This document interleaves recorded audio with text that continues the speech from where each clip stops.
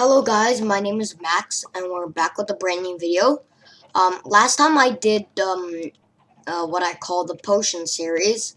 It's basically a potion series on my channel, and basically what's gonna happen is I'm gonna put like how to make regeneration potions, night vision potions, speed potions, stuff like that. Everything to do with potions in the on my potion series. I thought that was a creeper sound, so I kind of got scared there. By the way, what I'm gonna do today is to make spectral arrows.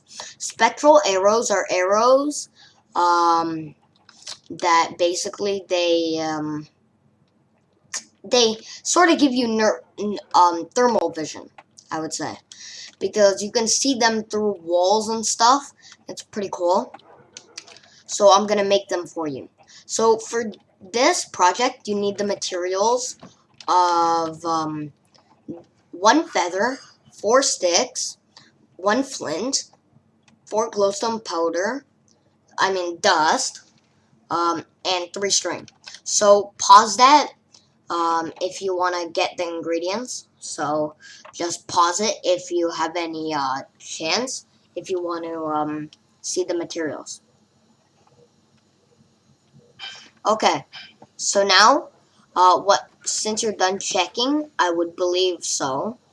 Now we can make the arrows. So this is what they look like. So what we're gonna do is you can use the crafting table book, or you don't have to.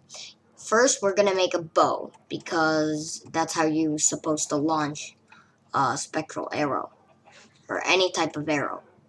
Now that you've took your bow, you go in and make your arrow. So we put flint here and stick in the middle, feather at the bottom. We got an arrow. Then we place 1 arrow and we surround it with glowstone dust. And for some reason, 1 arrow turns into 2 arrows. Not sure how that happened, but yeah. Then we have 4 spectral arrows. Now let's test the arrows on something outside. Okay. Creeper. Sure.